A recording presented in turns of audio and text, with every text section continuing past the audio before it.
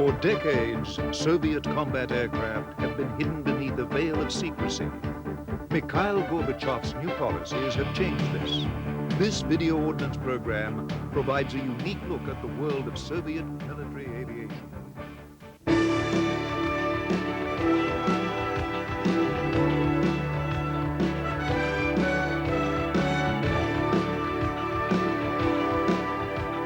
Attacking from the sky like a supersonic bird of prey, the jet bomber is one of the most potent weapons in the modern arsenal. This video ordnance program looks at the world of modern bombers and the men who fly them. Our special focus will be the large strategic bombers, the most powerful bombers ever.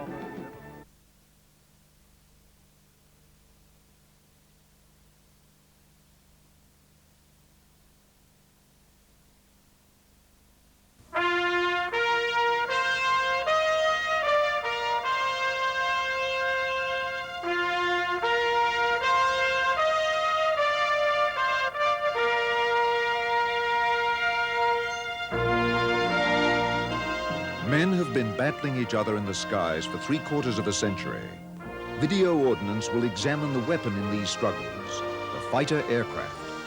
The fighter is a machine both lethal and beautiful. It is the most versatile of modern combat aircraft. It can be used to fight other aircraft or to attack targets on the ground. Traveling at speeds up to 1,500 miles per hour, the modern fighter is armed with a deadly assortment of guns, missiles, and bombs.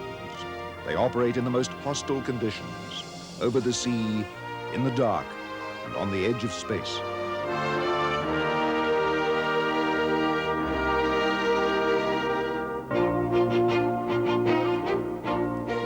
A mystique of glamour and adventure clings to fighter pilots as to no other soldiers.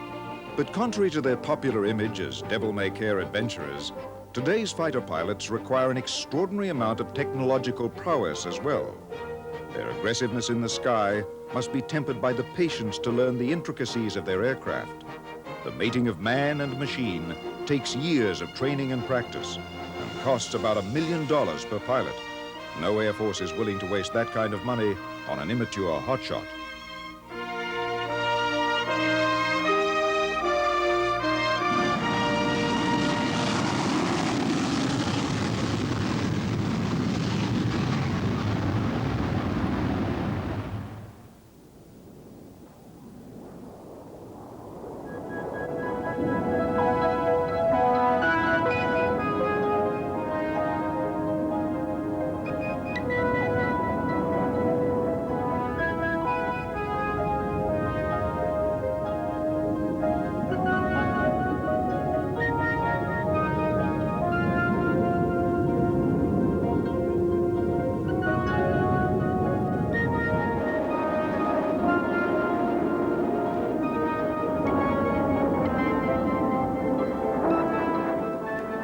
Glenn Larson flew F-4 Phantom fighters during the Vietnam War, and he now test flies America's hottest new fighter aircraft. I think I would typify the fighter pilot that you're asking about as an individual who has the ability to think on his own, to respond to a rapidly changing situation properly, to respond in a proper tactical sense, to identify a flaw in an enemy's tactics and to take advantage of it, or if that flaw disappears halfway through, to change your tactics, to be flexible, and to operate in an autonomous fashion. There are a lot of guys that can fly airplanes, but there are not that many that can fly and think well while they're doing it.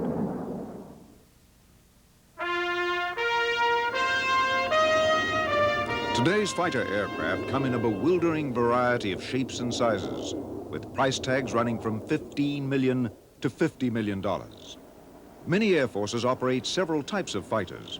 In the United States Air Force, the bantamweight F-16 Fighting Falcon fulfills the requirements of a strike fighter. Its specialty is ground attack, but its high maneuverability makes it a ferocious close-range dogfighter. The United States Air Force also operates the F-15 Eagle. The Eagle is a larger fighter than the F-16, and its specialty is aerial combat. It has a more powerful radar to seek out enemy fighters at great distances and carries a wider selection of weapons.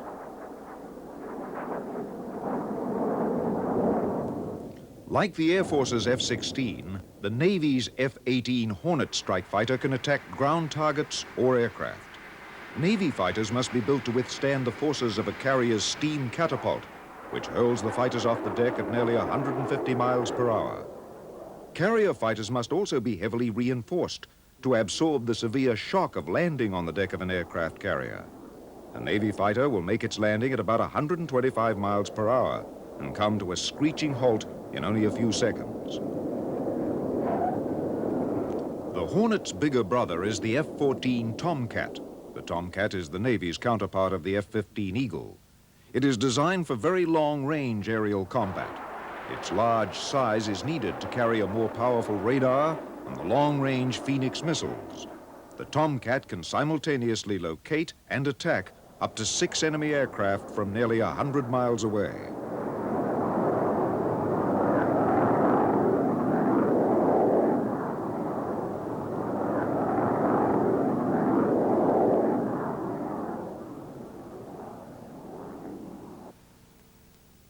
The Falklands War saw the first use of a new kind of fighter, the Harrier vertical takeoff jet.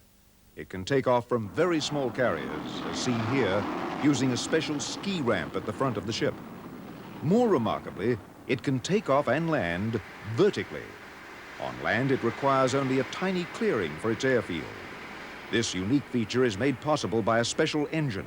The engine has 4 exhaust nozzles that can be steered to change the direction of the aircraft.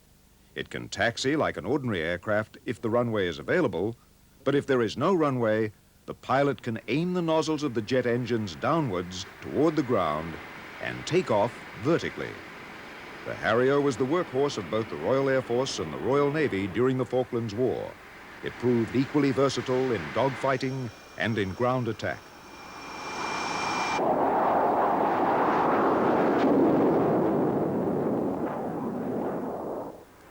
An improved version of this unique fighter is also built in the United States for the U.S. Marine Corps.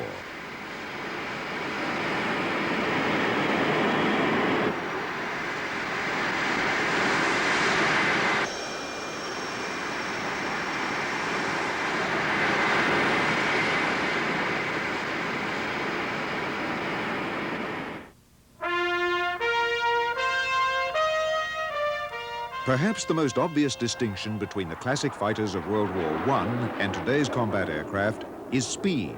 A modern fighter can fly at Mach 2, twice the speed of sound, or nearly 1,500 miles per hour. Fighter speeds have increased steadily since World War II. In fighter combat, there are advantages to high speeds, but there are also penalties to be paid. If you can come in faster than the other guy, get your missile off faster, and get out of there, you'll probably have the advantage. But at what cost? It's going to take a tremendous amount of fuel, tremendous upgrade in propulsion systems and engines that don't exist today. Speed is not as important as it used to be, but it still is important. I don't want to downplay that. One of the penalties of high-speed maneuvering is the tremendous pressure called G-force, which is exerted on the pilot. These forces can be so severe that the pilot will black out and lose consciousness. Lieutenant Commander Tom Sobiak serves as executive officer of the U.S. Navy's elite Top Gun School. He explains the nature of G-force. G-force is the gravitational pull, or like the gravitational pull of the Earth. An equivalent to 1G is what, if you're standing upright, that's 1G, or laying down, that's 1G. But when you go through the air and you change your motion, the blood in your head is going to try and move down. Your heart is going to try and pump it up to your brain and to your eyes. But this gravitational pull is going to pull all this fluid in your face and your mask and your helmet and everything. It's going to pull on your body, and you have to grunt. They built G-suits, which fill up with air. Actually, the English, I believe, came up with it. They started out with water, and they have these little bladders in your legs, down here on your calf and on your thighs, and on your abdomen. And they used to sit on this bag of water. And when you pulled G, you'd sit down further in the seat and force this water into these bladders, which would squeeze your legs and squeeze your belly and help force that blood back up into your brain. Now they have air that does that. And this thing fits tight, and you learn to grunt and flex your muscles and make those veins and arteries as small as possible so that the heart will keep that pressure up there and keep the blood up in the brain. Training and experience make pilots aware of the limits of their aircraft and their bodies during high-speed flight. Aggressive maneuvering means high G-forces, and a pilot must know how much stress he and his plane can withstand. From my experience, however, I can handle 6 Gs okay for a while. 7 Gs not very long, 8 Gs just a little while, 9 Gs, forget it. That hurts, that's very painful. So perhaps we have reached the physical limits, but there are things that we can do to enhance the pilot's ability to withstand that.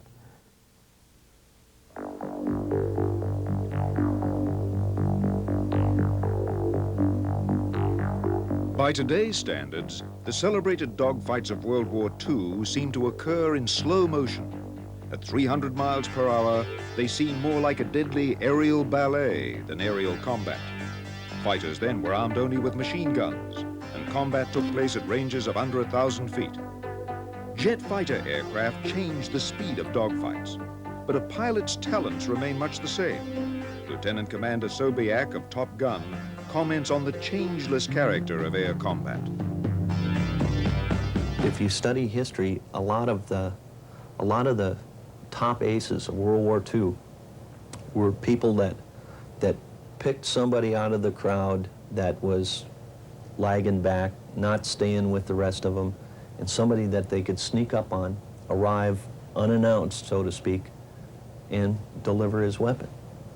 And that has not changed. You always want to beware of the guy that you can't see or that you don't see, even if you're looking for him.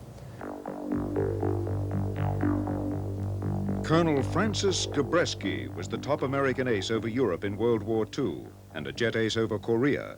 The pilot himself must make himself an outstanding pilot. He's got to be aggressive, he's got to know his equipment, and he's got to have good eyesight. Well, a situation that we are confronted with today with the advent technological developments that we've had since World War II, it's been, you know, like 43 years, and what a tremendous amount of progress. First of all, you have speeds that are incredible. You're talking about Mach 1, you're talking about Mach 2, when you were evaluating your speed at 300 miles an hour in World War II. I would hate to think of being a fighter pilot today, because I think that the fighter pilot today is going to be a lot busier than we were during World War II or during the Korean conflict, because there's so many more things to think about. The surface-to-air missile, and even the flexibility of armament system that you have at your disposal. You have the gun, you have the Sidewinder, you have the Sparrow, and in some categories like the F-14, you have the Phoenix missile. So the cockpit of a present fighter is so cluttered with lights that indicate, like your raw gear, which is your radar warning panel. I mean, it itself lights up as the SAM, surface-to-air missile, is fired from the ground, and as it's coming up to destroy you, I mean, it alerts you. If you're not looking into the cockpit at that particular time, you don't see it. And if you don't see it coming in from underneath, behind you, you're a lost cause. Sophisticated electronics and weaponry, along with high speeds, have added a layer of complexity to the arena of air combat.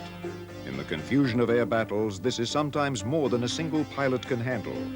There have been a variety of attempts to ease his task. It takes 2 people to operate the F-4 radar. One guy to fly the airplane, and another guy to operate the radar to do such tasks as operate the gain of the receiver, the antenna positioning and things like that. The F-15's advanced radar allows it to be done by one man because all of that is automated. This is a computer-simulated view from the cockpit of America's newest fighter, the F-18 Hornet. For a pilot, one of the most noticeable innovations in the new generation of fighters is the heads-up display.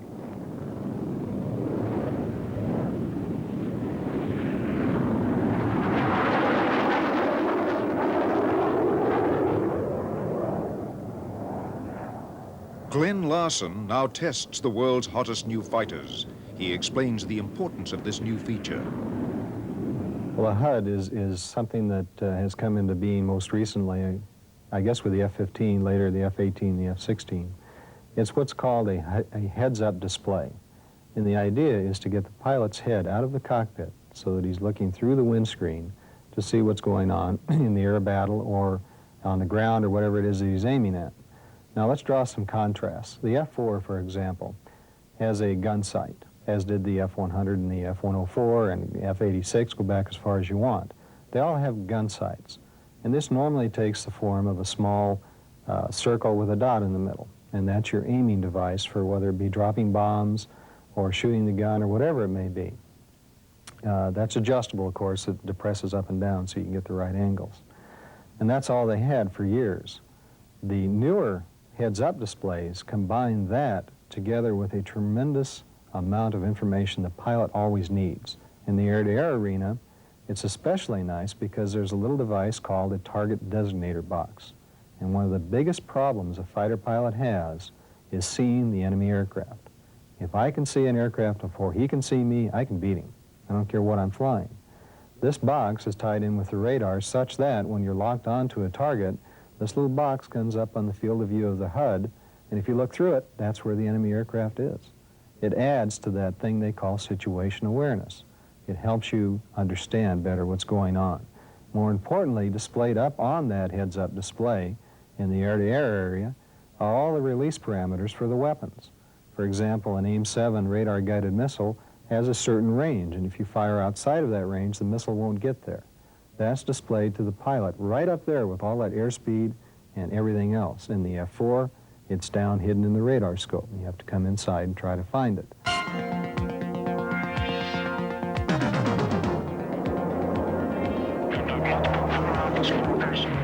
the east, dragon contact on the nose, 160, 20 miles, 8,000 feet. Gunboat numbers, targets 30 right. Gunboat, it looks like it's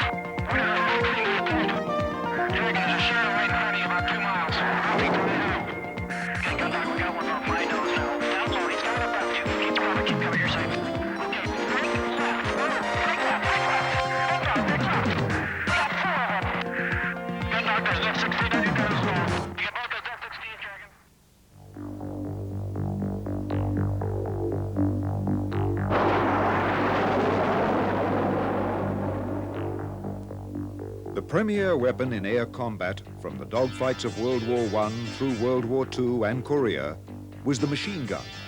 The biplane fighters of World War I were usually armed with 2 machine guns which fired through the propeller blades.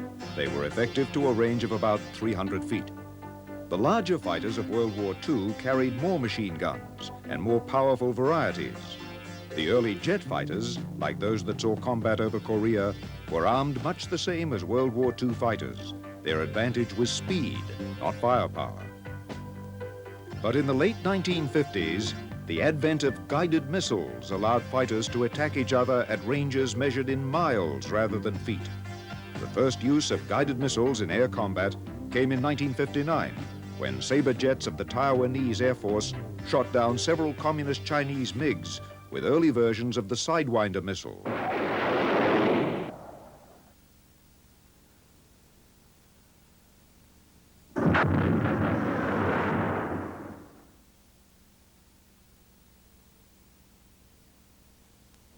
There are several categories of dogfighting missiles. For close-range combat, infrared-guided missiles like the Sidewinder are the most common. For ranges beyond human eyesight, radar-guided missiles like the Sparrow or Super 530 are called for. The longest-range missile currently in use is the Phoenix, which can hit aircraft nearly 100 miles away. Anytime you build a fighter, you would want your adversary to feel threatened as far away as possible. In other words, if you can get him to turn around because he knows that you're there, you've successfully completed your mission, correct? And you didn't have to hurt him. But if he continues to come, you want him to know that you can hurt him all the way into up close and personal with the gun. So you have to have both the gun and missile systems. You want those envelopes to overlap because you are projecting a threat to the adversary, and you want him to be leery of entering your domain. And that means from up close and personal with the gun or a long ways away. Fighters can also attack ground targets. Specialized attack aircraft, like this A-10 Thunderbolt, are armed with a 30mm GAU-8 cannon that can fire nearly 70 bullets per second. These heavy cannon are so powerful they can even penetrate the thick side armor of a tank.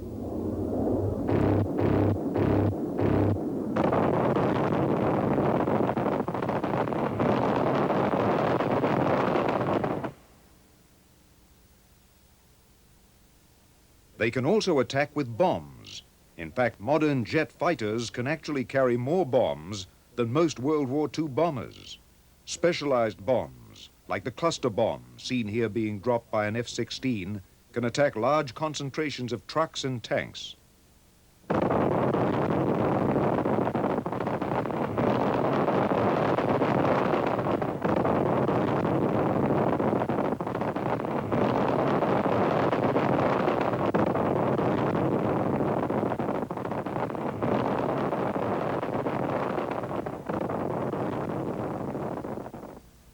Guided missiles can also be used to attack ground targets, even small, heavily armored targets like tanks. The Maverick missile has a small infrared guidance camera and computer in its nose, which visually locks onto a target and then guides itself until impact.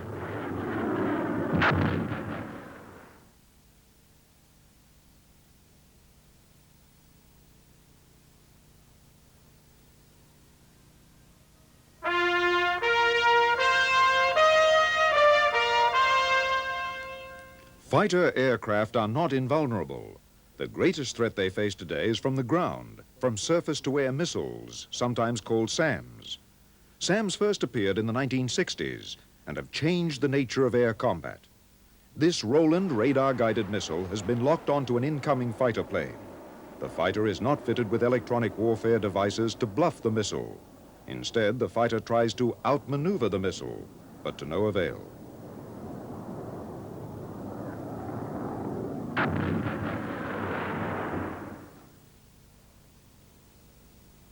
In 1965, a typical, say, a Phantom, F-4 Phantom, went into combat with only very rudimentary electronic equipment for detecting enemy radars. The same situation occurred in the Middle East. The Israelis had only the very basic electronic equipment, but as they saw the adversary coming up with sophisticated missiles like the SAM-2 and the SAM-3 and more advanced models, Russian supplied, it became very important to have sophisticated electronic warfare equipment.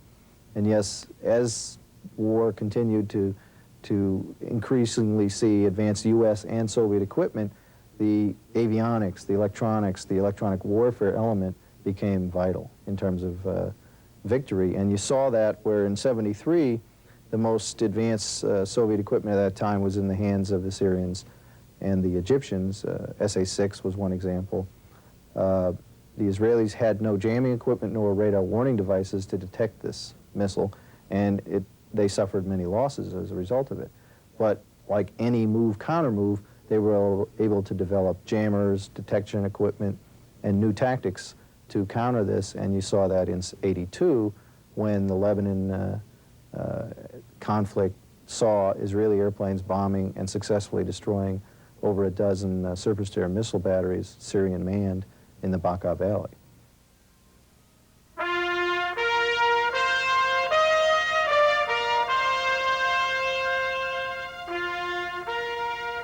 The technological competition between NATO and the Warsaw Pact makes certain that fighter aircraft will continue to evolve in the future. This sleek new Soviet fighter, the MiG-29 Fulcrum, is the latest entry in the duel between the superpowers for air supremacy. The MiG-29 embodies the whole spectrum of advanced technologies found in the fighter planes of the 1980s: computers, composite materials, radar-guided missiles, and electronic warfare devices.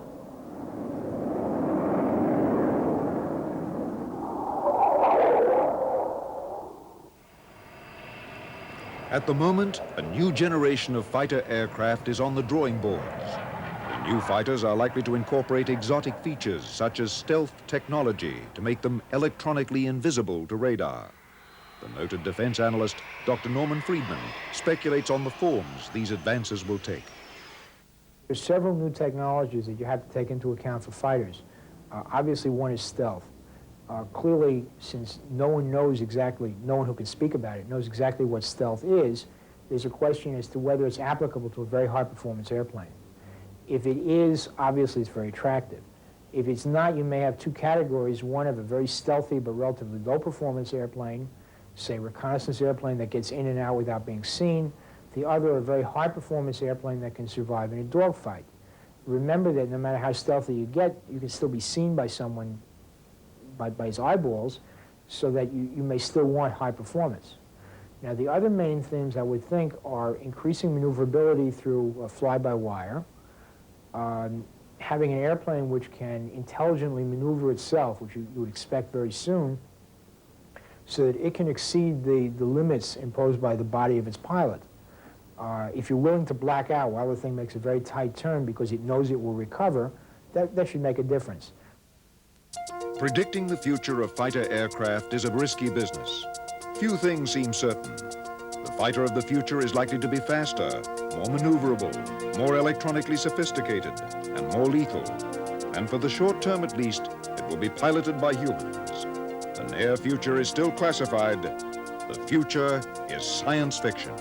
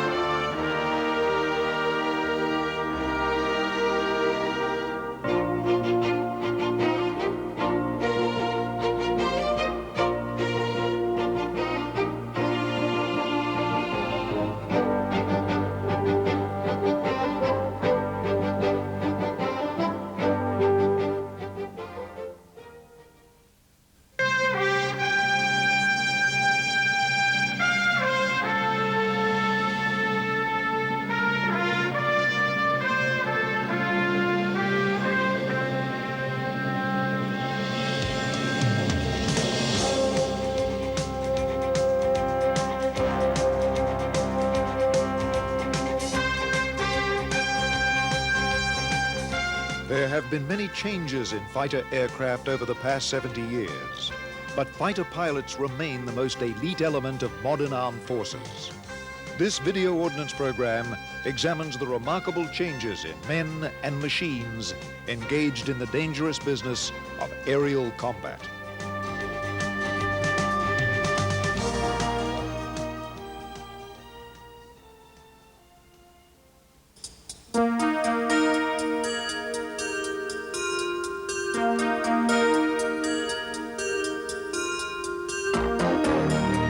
There is a certain nostalgia associated with the simple biplane fighters of World War I. Brave, chivalrous pilots took to the sky to wage man-to-man combat, free from the horrors of the trench war below them. They were knights of the air. The reality of World War I aerial combat was hardly so glamorous. The early fighter pilots were woefully unprotected. An efficient parachute had not yet been invented, so there were no means to escape a burning aircraft. It took remarkable talents to fly these early planes and to stay alive in the deadly arena of air combat. Maneuverability was a key to victory in early air combat. The Fokker DR-1 triplane, seen here, was a good example. The Fokker was a plane of aces, flown by Germany's top pilots like the Red Baron, Manfred von Richthofen. Its designers gave it short, stubby wings to make it more maneuverable. But this came at a cost. The Fokker was powered by a radial engine which spun, along with the propeller, to keep it cool. These spinning forces, called torque, made the aircraft difficult to control. In the hands of an experienced pilot, it was unbeatable. But many pilots found it was more than they could handle. In the half-century since World War I, fighters became larger, faster, but less agile. In the past 10 years, new technologies have made high-speed maneuver possible again. New fighter designs are remarkably maneuverable. Like the Fokker triplane, their designs are aerodynamically unstable, but unlike the Fokker, they are safe and easy to fly. This is made possible by a new flight control system called fly-by-wire. A computer controls all flight surfaces. A pilot cannot possibly make all the minute adjustments necessary to keep the plane stable during high-speed maneuvers using conventional controls. But the computer can be programmed to adjust several control surfaces simultaneously to give the pilot the desired maneuver without the airplane going out of control and crashing. With a World War I biplane, there was a constant contest between the pilot and the plane just to keep it in the air. In a modern jet fighter, the machine responds to the flick of a wrist.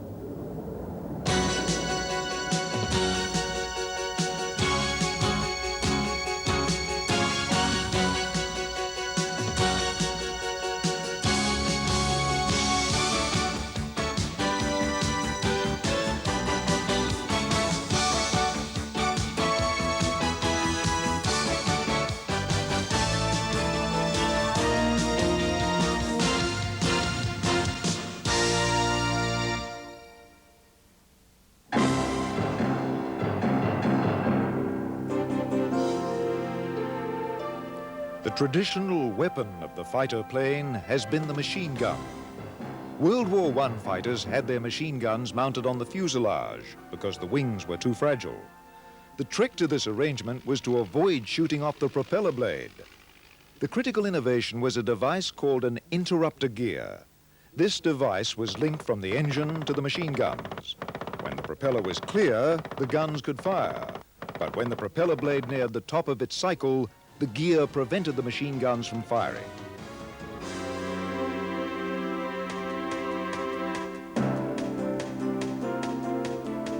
By the Second World War, fighters were mostly constructed of aluminum. Their wings were much more rugged than those of the old biplanes. World War II fighters had 4 to 8 heavy machine guns, giving them much more firepower than the fighters of World War I. Over the past few decades, missiles have gradually replaced guns as the weapons of choice. The first practical dogfighting missiles used infrared guidance. A small seeker in the nose senses the heat radiated by the enemy airplane. This is what a fighter would look like to the human eye. But to the missile, only the infrared energy is seen. Early infrared missiles were not very sensitive and could only detect the hot exhaust gas of another jet. So a jet had to maneuver behind an opponent to fire the missile. But newer infrared-guided missiles, like the AIM-9L Sidewinder, use an improved type of seeker which can detect smaller amounts of infrared energy. Heat builds up on the forward surfaces of a jet during high-speed flight due to friction with the air.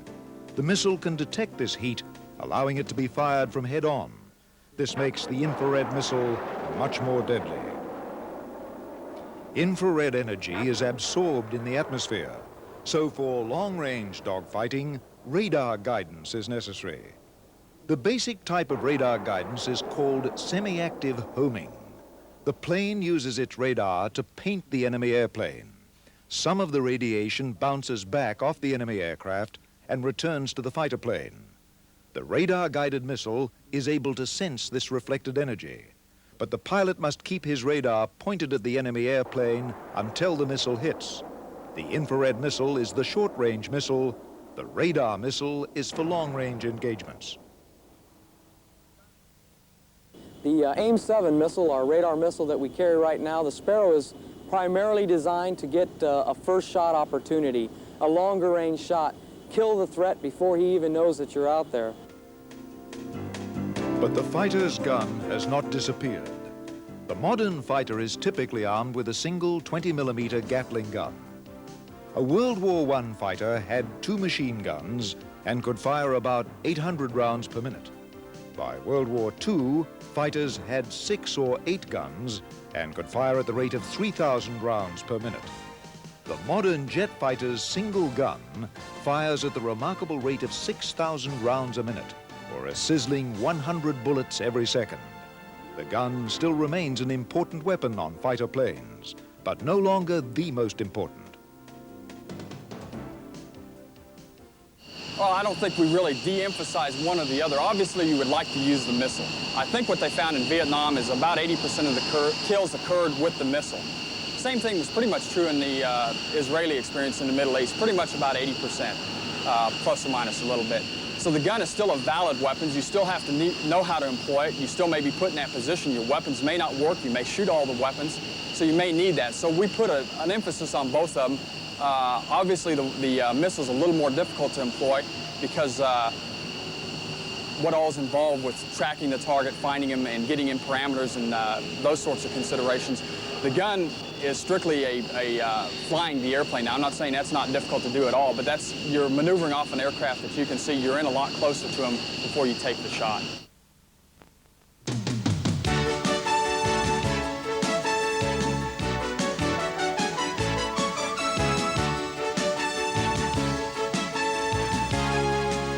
For nearly 50 years, the dogfight was a close-range duel. The machine gun was only effective to a range of a few thousand feet, so the dogfight took place within human eyesight. With the advent of radars and missiles in the 1960s, dogfights could take place beyond human eyesight, at ranges over 35 miles away. This has fundamentally altered the nature of air combat.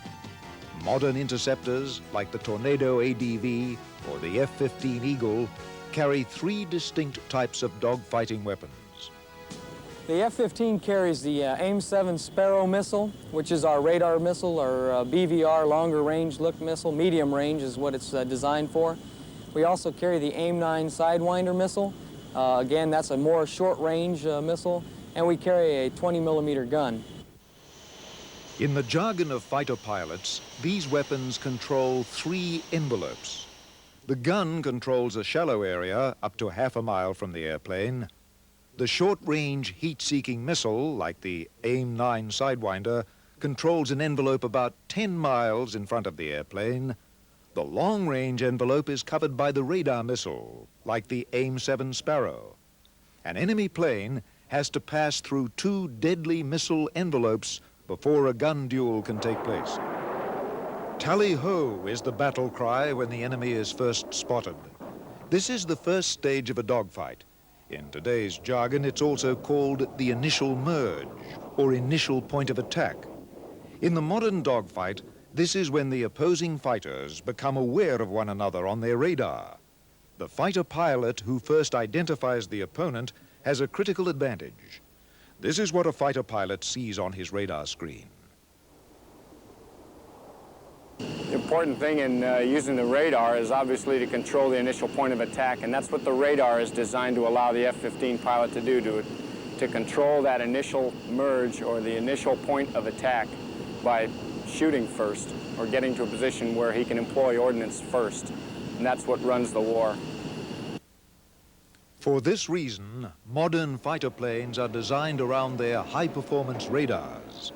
The airplane with a better radar identifies the enemy sooner and gets off the crucial first shots. Superior technology and a superior radar can give a pilot a critical edge in a dogfight.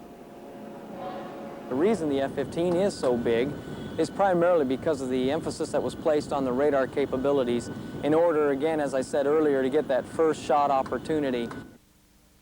But at this stage of the dogfight, the enemy plane is just a little electronic blip on the radar scope. How can a pilot be sure that little blip is hostile? Airborne command posts like the E-3 AWACS can help. The AWACS radar plane monitors the skies for hundreds of miles, right from the time that the enemy fighters take off up to the first point of contact. Without the help of the AWACS, modern fighters are fitted with systems called IFF, for identification, friend or foe. This projects a coded signal at the other aircraft. This IFF screen in the fighter shows 3 unidentified aircraft. Once the pilot transmits the IFF interrogation signal, the friendly aircraft return a coded signal which is displayed on the screen as blinking symbols. In this case, the 3rd aircraft is an enemy. Even with the most modern IFF systems, there is still an element of uncertainty. Maybe the 3rd fighter on the screen is a friendly fighter with a damaged IFF system. Maybe it is a fighter from an Allied Air Force with a different IFF code. Until IFF systems are made more reliable, many pilots are reluctant to start firing until they have positive visual identification. As the fighters reach visual range of one another, the classic dogfight begins.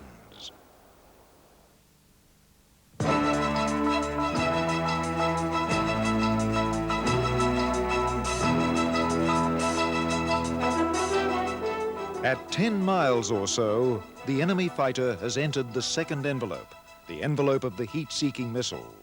The pilot aims through his heads-up display. On World War I fighters, pilots aimed through a simple metal ring and bead sight. By World War II, this was replaced by a simple optical sight. But missiles need a better means of aiming. In the late 1970s, the HUD, or heads-up display, arrived. The HUD is more than a gun sight. It gives the pilot a great deal of other information during the course of a battle. Instead of being distracted by looking at his instruments in the cockpit, the data are in front of him. The symbol in the center of the HUD shows the attitude of the aircraft relative to the ground. The left bar tells the pilot the aircraft's speed, the right bar the altitude. The small box is computer linked to the radar and automatically tracks the enemy fighter. In missile mode, as seen here, the data at the bottom tell the pilot he has 2 missiles armed, he is in range of the enemy plane, and it is 45 seconds until missile impact.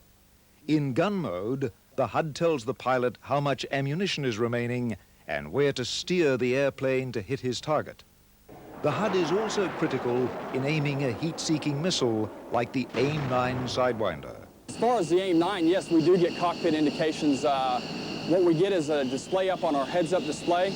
We basically get a circle indicating where that heat missile is looking, and it mutates, as we call it, sits there and rotates around the aircraft. If we can see the aircraft in our HUD field of view, it's actually tracking them. We also get a tone in our ear. It basically differs between the A9L and the AIM-9M. One is a chirp and the other one is just kind of a tone. But you can tell that there is no doubt in your mind that it is tracking the heat source out there and what heat source it is tracking. A modern dogfight, even at visual ranges, is a much more complex affair than in the era of the Red Baron. So a major emphasis in the design of new fighters is to simplify the pilot's tasks. The objective is to give the pilot all the necessary information and controls at his fingertips. Besides the HUD, another new major innovation is the HOTAS throttle. The HOTAS places many of the basic flight controls on the control stick, simplifying the pilot's workload.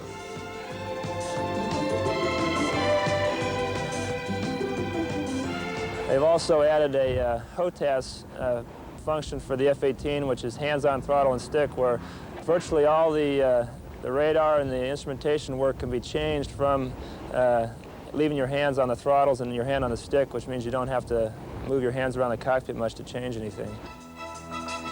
In spite of the technological differences, the modern dogfight has much in common with the classic dogfights of World War I and World War II, once it reaches the visual stage. The essence is much the same. Spot the enemy before he spots you, protect your wingman, maneuver to attack the enemy. Man becomes more important than machine. I think it's imperative that a fighter pilot have 20/20 or better vision and at least corrected to that. I think it's critical to have excellent eyesight, and not only excellent eyesight for your Mark I eyeball, but also to have a very good visual search pattern as you're flying out there. That's something that we stress in early mission qualification training for young guys coming into the fighter community. It's imperative to be able to find that threat, because no matter what type of radar you have, at any given time, it's only going to give you a tally-ho on one aircraft. But a World War I dogfight took place at 60 miles an hour. A modern dogfight takes place at nearly 10 times that speed. As fighters became faster, the physical strains on the pilot increased. In a high-speed turn, the pilot is subjected to the crushing force 9 times the Earth's normal gravity, or 9 Gs. These forces can be so great that the pilot can lose consciousness and lose control of his aircraft. Some critics have charged that modern fighter technology has exceeded human capabilities. But fighter pilots look to training rather than technology to solve the problem.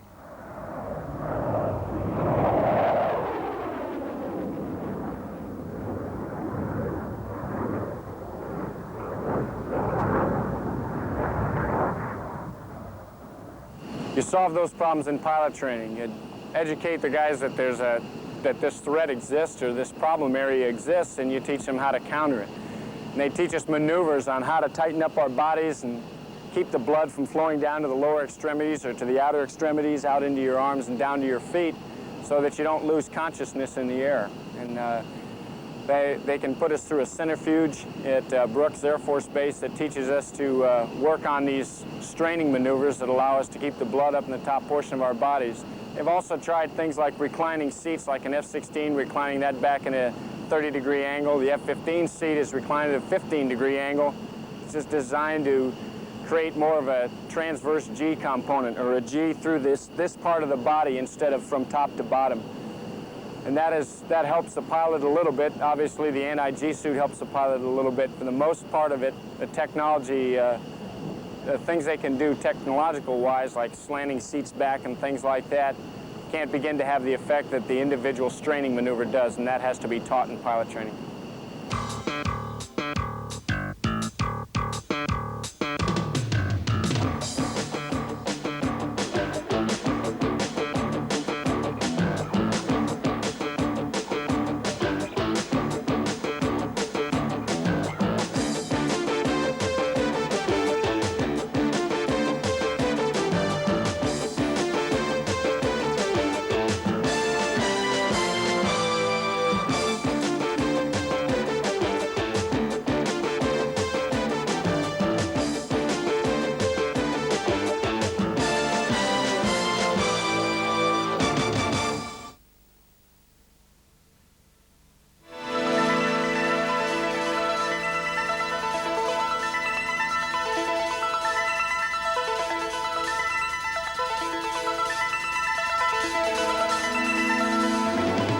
The performance of a modern jet fighter is remarkable. So is its price tag. A typical jet fighter today costs $15 to $40 million. In comparison, a World War I fighter would cost about $50,000, and a World War II fighter about $500,000 if purchased today. A modern fighter is about 400 times more expensive than a biplane fighter. This price increase has been brought about both by the increasing size and complexity of fighters. A biplane fighter weighed half a ton, a World War II fighter about 5 tons, and today's fighters up to 25 tons. A modern fighter is 50 times more massive than the delicate biplane fighter of 1918. Since the advent of radars and jet engines in the 1950s, complexity has risen quickly. A modern fighter is a complex weave of airframe, power plant, avionics, radar, and electronic warfare devices. Today's fighters are not much larger than fighters from the 1960s, but their electronics continue to rise in sophistication. Electronics make up over 25% of the fighter plane costs. These high costs are not peculiar to military aircraft. A medium-sized jet airliner costs about $40 million, more than the average fighter plane, and a jumbo jet costs well over $100 million. A typical high-performance jet fighter costs about $20 million these days. Of this cost, about half is due to the basic airframe. Fighter airframes are expensive since they must be able to withstand the harsh conditions of supersonic flight. They must be able to withstand the crushing loads of high-speed turns.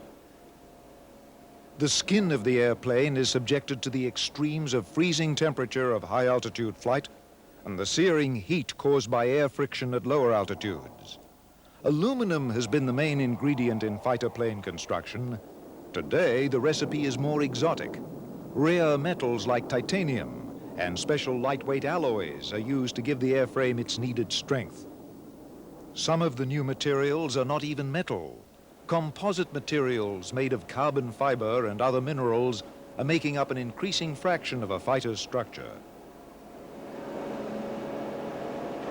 The single most expensive item in a fighter is its jet engine. A typical jet engine costs about $3 million. There are less than half a dozen countries capable of manufacturing fighter engines these days. This is due to the extreme difficulty in manufacturing certain key components, like the turbine blades. These blades must operate at temperatures of several thousand degrees and at very high speeds without disintegrating. The new generation of engines has finally overcome the propulsion barrier. For the first time, their thrust is equal or greater than the weight of the aircraft. This enables the fighter to execute sustained vertical climbs and sustained maneuvers without a significant loss in speed. A fighter with such an engine can easily outmaneuver an older fighter with a less powerful engine.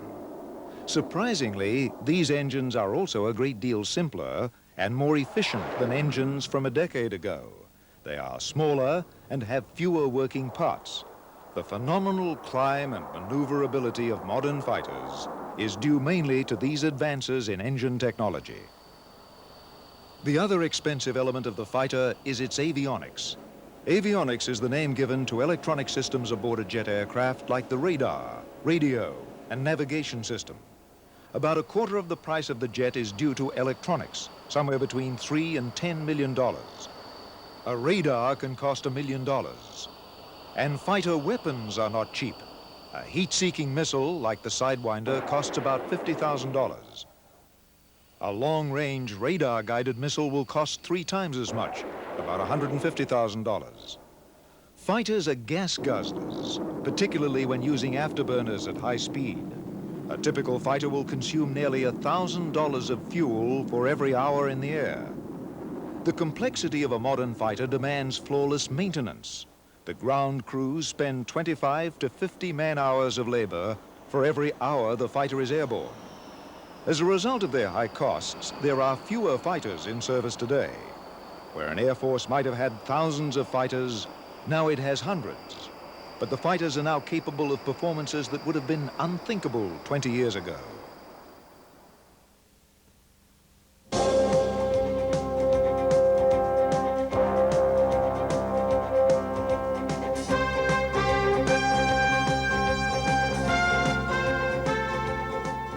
Pilots have always been a singular breed of soldier, no more so than today. If there is one feature that distinguishes today's fighter pilot from his counterpart 50 years ago, it is training. We start pilot training with everybody else, the bomber pilots and the MAC pilots and that sort of thing. We start off in pilot training in the T-37, and we progress to the T-38, and at that point we're selected for an assignment, and that's the first time we realize that we're now going to be a fighter pilot. Following graduation from pilot training, we continue on to Holloman Air Force Base into the lead-in fighter training program. It's flying a T-38, it's a modified T-38. And you get an introduction to basic fighter maneuvers there, basic bomb dropping, tactical formation, those sorts of things, basic fighter pilot skills. After that, you're sent to your replacement training unit, RTU. They've called various things for the F-15. We call it the RTU, for about 4.5 months to learn to fly the F-15, and again, a little more advanced course on basic fighter pilot flying. Basic fighter maneuvers, ACM, ACT, you probably hear those terms tossed out. Following that, we'll come to our assigned unit, and we'll spend another 3 months becoming mission ready in what's called mission qual training, MQT. And at that point, we're a fully mission ready pilot and ready to do our mission. Air forces are demanding of their pilot candidates. It will cost over $1 million to train a fighter pilot, and he will be flying a $20 million piece of hardware. To keep his skills sharp, a fighter pilot flies about 200 hours a year. Those 200 hours of flight time cost the Air Force about $700,000. He must be intelligent enough to absorb the technical training he will receive and athletically prepared to handle the enormous physical demands of maneuvering a fighter at supersonic speeds. He must have superior coordination and eyesight if he hopes to survive in a modern dogfight. This rare combination of skill and training make the modern fighter pilot the elite of today's armed forces.